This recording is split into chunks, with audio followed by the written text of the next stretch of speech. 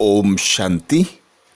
आज दिनांक 25 जून 2022 बाबा ने महावाक्य में हम बच्चों को जो शिक्षाएं दी उनका मनन करेंगे। बाबा बोले, मीठे बच्चे, सच्चे बाप को अपना सच्चा सच्चा पोता मेल दो। हर बात में श्रीमत लेते रहो, इसमें ही तुम्हारा कल्याण है। मीठे बच्चे, सच्चे बाप को अपना सच्चा सच्चा पोता मेल दो। हर बात में श्रीमत लेते रहो, इसमें ही तुम्हारा कल्याण है। अर्थात सच्चा बाप अर्थात अविनाशी बाप। अविनाशी बाप अर्थात सदा साथ रहने वाला बाप। हर जन्म में एक ही बाप। हम जब यह शरीर धारण करते हैं तो इस शरीर का शरीरधारी बाप 84 जन्मों में 84 बार बदल जाता है, किंतु एक ही बाप हमारा ऐसा होता है जो पूरे कल्प में एक ही रहता है। पर हम उस बाप को भूल जाते हैं। तो अब संगम युग पर बाबा आता है, सतगुरु बनकर आता है, सत टीचर बनकर आता है, सच्चा बाप बनकर आता है और हम बच्चों से कहता है, सच्चा सच्चा पोता मेल दो। मेरी श्रीमत लेते रहो, उस श्रीमत पर चलो, इसमें तुम्हारा कल्याण है। तो स्वयं भगवान ने आकर कह दिया कि सच्चा बाप हूँ, सच्चा पोता मेल दो, श्रीमत लेकर कर्म करो, इसी में तुम्हारा कल्याण है। अर्थात बाबा हमें स्वर्ग का मालिक बनाते हैं। अभी हम नरक में हैं। नरक से बाबा ने हमें संगम युग पर ले आए, ब्राह्मण बना दिया। ब्राह्मण बनाकर हमें नॉलेज समझा रहे हैं। बच्चों के लिए बाबा कहते स्वर्ग है। बच्चे ही अच्छी रीति समझते होंगे नंबरवार पुरुषार्थ अनुसार। पहले पहले तो निश्चय चाहिए। बाबा कहते निश्चय बुद्धि विजयंती। तो निश्चय पक्का होगा, वही उस बाबा की याद में रह सकेगा, उसी बच्चे की खुशी का पारा चढ़ेगा। तो सरेंडर होने का बाबा कहते बुद्धि से पूरा पूरा सरेंडर हो जाओ। तुम कहते थे तन मन धन सब आपका, तो अब मैं आया हूँ। अब मुझ बाप से तुम स्वर्ग की वर्षा ले लो, स्वर्ग की बादशाही ले लो। सौदा करना तुम बच्चों को ही है। तो सच्चा सच्चा बनकर अपना सच्चा सच्चा पोता मेल दो, जिससे बाबा को पता रहे कि तुम क्या हो, क्या करते हो, कैसे हो, और उसी अवस्था के अनुसार बाबा हमारा कल्याण कर सकें। अर्थात सबको बाबा अलग अलग श्रीमत देते हैं उनकी अवस्था देखकर।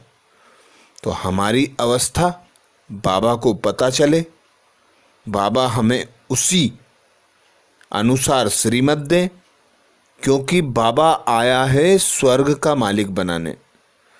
तो वह हमें स्वर्ग का मालिक बनाएगा, यह निश्चय पक्का कर लो।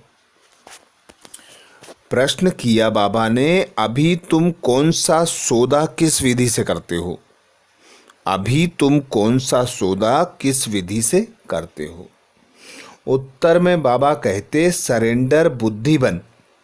कहते हो बाबा मैं आपका हूँ, यह तन मन धन सब आपका है। बाबा फिर कहते बच्चे स्वर्ग की बादशाही आपकी है। यह है सौदा। परंतु इसमें सच्ची दिल चाहिए, निश्चय पक्का चाहिए, अपना सच्चा सच्चा पोता मेल बाप को देना। तो बाबा वही स्वर्ग का मालिक बनाने वाला रचयिता, सत बाप, सत टीचर, सत गुरु, वही हमें कहते हैं तुम 63 जन्मों से पुकारते आए हो कि तेरा तुझको अर्पण, तन मन धन सब कुछ तेरा, क्या लागे मेरा, मात पिता बंधु सखा सब कुछ तुम। तो अब वही बाप आकर हम बच्चों को सौदागर बना देता है। हमारा जो ककपन है, जो ये विनाशी चीज़ें हैं, सब कुछ बाबा कहता है अर्पण कर दो। अर्पण करते हो तो तुम बाप का दर्पण बन जाते हो, बाप समान बन जाते हो। तो समान और समीप आने के लिए हमें बाबा ज्ञान सुनाते हैं, नॉलेजफुल बनाते हैं। उसी नॉलेज के आधार पर हम निश्चय बुद्धि बनते हैं और उसी निश्चय के आधार पर हमें विश्व की राजाई प्राप्त होती है, जिसमें बाबा कहते तुम बच्चों के बारे में मुझे सारा ज्ञान रहता है, पर बाबा सबकी दिल में बैठे यह नहीं लौ कहता। लौ कहता है बाबा परिवर्तन करने आया है, बाबा हम बच्चों को स्वर्ग का मालिक बनाने आया है। तो बाबा को हमें याद करना पड़ेगा, तभी बाबा हमें याद करेगा। सच्चा सच्चा पोता मेल देना पड़ेगा, तभी बाबा हमें सही मार्ग दिखाएंगे, सही टचिंग देंगे, सही श्रीमत देकर हमारा कल्याण करेंगे। तो बाबा कहते तुम निश्चय बुद्धि बनते हो इस संगम युग पर, अपना तन मन धन सब कुछ बाबा को अर्पण कर देते हो, तभी बाबा तुम बच्चों को स्वर्ग की बादशाही देता है। तो बाबा से कुछ भी छुपाना नहीं है, अपना सच्चा सच्चा पोता मेल देना है। गीत सुनाया बाबा ने, तुम ही हो माता पिता तुम ही हो, बंधु सखा सब कुछ तुम ही हो। बाबा कहते मैं सच्चा बाप हूँ, अविनाशी बाप हूँ तुम्हारा। तो तुम बच्चों के पास क्या है, तुम बच्चों को हम क्या देते हैं और तुम बच्चे क्या बचाते हो, तुम्हारे पास क्या क्या है, बाप को पता होना चाहिए। बाप अच्छी रीति समझाते हैं मैं गरीब निवाज हूँ। साहूकार धनवान का तो सरेंडर होने में हृदय विदीर्ण होता है। गरीब झट बतला देते हैं, सौदागरी कर लेते हैं। धंधा आदि जो करते हैं वह अपनी कमाई से 1-2 पैसा 4 पैसा निकालते हैं। जो बाबा कहते दान के शौकीन होते हैं, वह धर्माऊ अर्थ कितना भी निकालते हैं, मंदिर बनवाते हैं, हॉस्पिटल बनवाते हैं, धर्मशाला बनवाते हैं, जिसका एवजा मैं उन्हें अगले जन्म में दे देता हूँ। पर तुम बच्चे जो हो वे डायरेक्ट बाप से सौदा करते हो, वे करते हैं इनडायरेक्ट। तो अब तुम बच्चों का सौदा ऐसा होता है कि तुम बाप से सब सच सच बताते हो, जिस प्रकार बाबा निष्काम सेवाधारी होता है, ऐसे ही तुम बच्चे भी कहते हो कि हम भी निष्काम सेवाधारी बन जाएं। पर बाबा कहते निष्काम सेवा हो नहीं सकती, फल जरूर प्राप्त होता है। अब तुम्हें गृहस्थ व्यवहार में तो रहना ही है, नौकरी करनी है, संभालना है, बच्चों को पोता मेल आदि बाप को देना है। कितना बचता है, बाप कहेंगे अच्छा तुम गरीब हो, आमदनी आदि नहीं है, अपनी रचना की पालना पूरी नहीं कर सकते हो, अच्छा तुम 1 पैसा दे देना। यही तुम्हारी अविनाशी 21 जन्मों की कमाई है। वह होती थी अल्पकाल सुख के लिए, यह है 21 जन्मों के लिए, और यह है डायरेक्ट। तो बाप कहते हैं बीज तो बोना ही पड़ेगा, फल चाहिए तो बीज लगाना पड़ेगी, झाड़ की देखरेख करना पड़ेगी, अर्थात अपनी रचना की पालना करना पड़ेगी, तभी बाबा कहते प्राप्ति संभव है, क्योंकि पुरुषार्थ बगैर प्रारब्ध मिल नहीं सकती।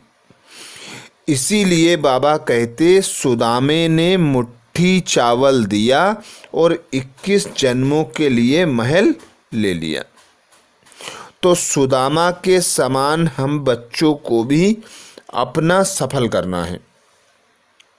बाबा ने बता दिया, साहूकार भले हीरे की मुट्ठी भरकर दे दे, तुम बच्चों के 1-2 पैसा 4 पैसा उसके बराबर है, क्योंकि गरीब भावना से देता है, सच्चा होकर देता है, निश्चय बुद्धि होकर पूरा पूरा सरेंडर हो जाता है।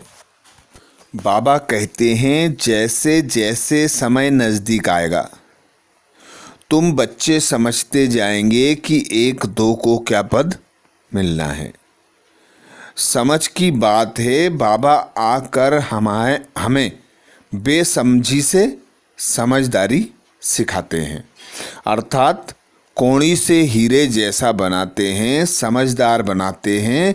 तो बाप कहते हैं बच्चे, यह युद्ध का मैदान है, तूफान तो बहुत आएंगे, सभी बीमारियां बाहर निकलेंगी, अपने हुनर में होशियार बनो। उस्ताद कोई मदद नहीं करेंगे, हार अथवा जीत पाना तुम्हारे हाथ में है। उस्ताद कहते हैं यह माया की युद्ध है, माया बहुत पछाड़ेगी। ना चाहते हुए भी 5-6 वर्ष ठीक चलते चलते फिर ऐसे जोर से तूफान आएंगे जो नींद भी फिटा देंगे। बहादुर को थकना नहीं है, फेल नहीं होना है, इस पर छोटे छोटे नाटक भी बने हैं।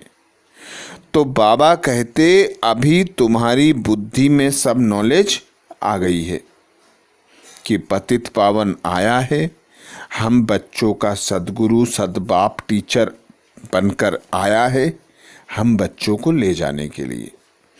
तो बाबा कहते अपनी अवस्था देखना है कि हमारे में कोई अवगुण तो नहीं है, क्रोध का भूत व काम का भूत नहीं होना चाहिए।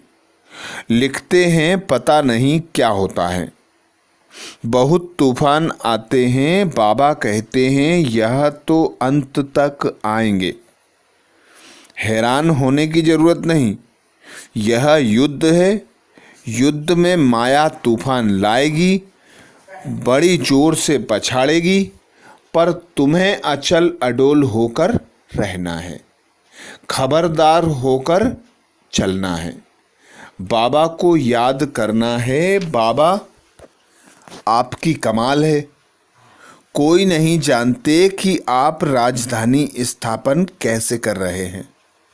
हम भारत के खुदाई खिदमतगार हैं, निराकार शिव की जयंती भी मनाते हैं, परंतु वह कब और कैसे आया यह नहीं जानते।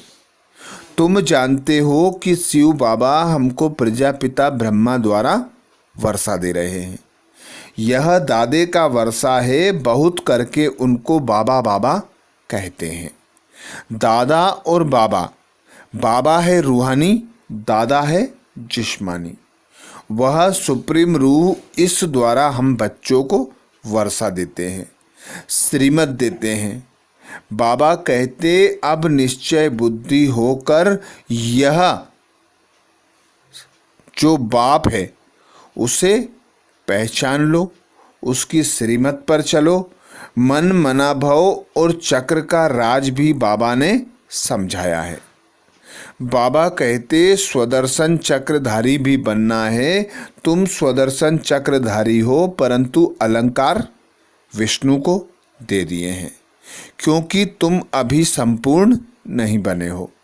पहले यह निश्चय चाहिए कि बाप है, टीचर है, हमको शिक्षा दे रहे हैं, सद्गुरु बनकर साथ ले जाएंगे। उनका बाप टीचर गुरु कोई नहीं है। कितना क्लियर बाबा हम बच्चों को सहज करके समझाते हैं।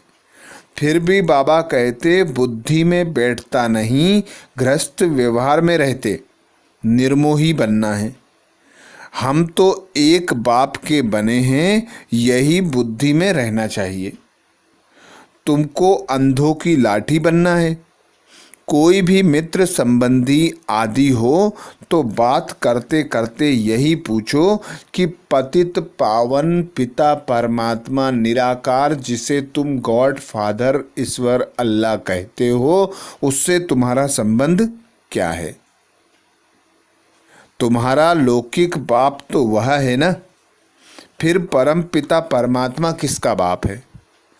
तो अच्छी रीति समझ सकेंगे।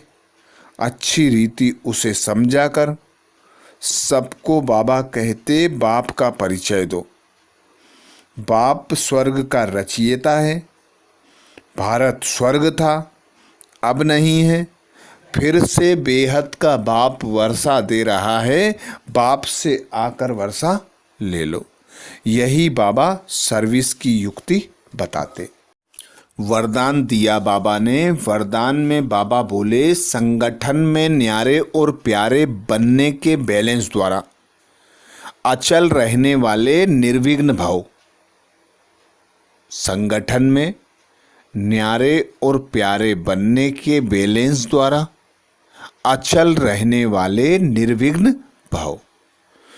तो बाबा आता है, इतना बड़ा ब्राह्मण परिवार बनाता है और हम बच्चों को ज्ञान सुनाता है। उस ज्ञान के आधार पर बाबा हम बच्चों को सर्व गुणों से, सर्व शक्तियों से, सर्व ज्ञान रत्नों से सजाता है, जिसके आधार पर हम बच्चे संतुष्ट संपन्न बनकर बाप के समान समीप बनकर निर्विघ्न अचल अडोल बनते हैं। कैसा भी आत्मा का व्यवहार हो, कैसी भी परिस्थिति हो, हम बच्चों को बाबा ऐसा अचल अडोल बना देते हैं, ऐसी शक्तियों से संपन्न बना देते हैं कि हम निश्चय बुद्धि होकर अचल अडोल रहकर निर्विघ्न, न्यारे और एक बाप के प्यारे बन जाते हैं और सर्व आत्माओं के भी विघ्नों को हम हरते हैं। तो निर्विघ्न वही हो सकता है जो सर्व शक्तियों से संपन्न हो, सर्व गुणों से संपन्न हो, सारे ज्ञान के अस्त्र शस्त्र जिसके पास हो, कोई भी परिस्थिति आए तो वह उनका प्रयोग कर अचल रहकर उन पर जीत पा सके और सभी की मदद भी कर सके। क्योंकि हमारी ही यादगार आज भी मंदिरों में मूर्तियां रखी हैं। उन मूर्तियों के आगे आज भी मनुष्य आत्माएं जाती हैं मदद की गुहार लगाने। तो बाबा कहते संगठन में रहते सदा निर्विघ्न और संतुष्ट रहने के लिए जितनी सेवा उतना ही न्यारापन। कितना भी कोई हिलाए, एक तरफ से डिस्टर्ब करे, दूसरे तरफ दूसरा, कोई सेल्वेशन नहीं मिले, कोई इंसल्ट कर दे, लेकिन संकल्प में भी अचल रहे, तभी कहेंगे निर्विघ्न आत्मा। स्लोगन में बाबा कहते देही अभिमानी स्थिति द्वारा तन मन की हलचल को समाप्त करने वाले अचल अडोल रहते हैं। देही अभिमानी अर्थात आत्म अभिमानी, आत्मा का अभिमान। अब तक हम थे देह के अभिमान में, अब हमें बाबा बनाता है आत्म अभिमानी। तो आत्मा का जो अभिमान है कि मैं 16 कला संपूर्ण, सर्वगुण संपन्न, संपूर्ण निर्विकारी, संपूर्ण अहिंसक हूँ, तो बाबा कहते आत्मा के अभिमान का जितना जितना अभ्यास करोगे उतनी उतनी तन मन की हलचल समाप्त होती जाएगी और तुम अचल अडोल बन जाओगे। तो जो देह का अभिमान था अब उसे परिवर्तन कर लो, आत्म अभिमानी बन जाओ। देही अभिमानी होकर हमें अब 21 जन्म रहना है, जिसका अभ्यास हमें अभी करना है, तो अचल अडोल बन जाएंगे। अच्छा, ये थे बाबा के महावाक्य। ओम शांति।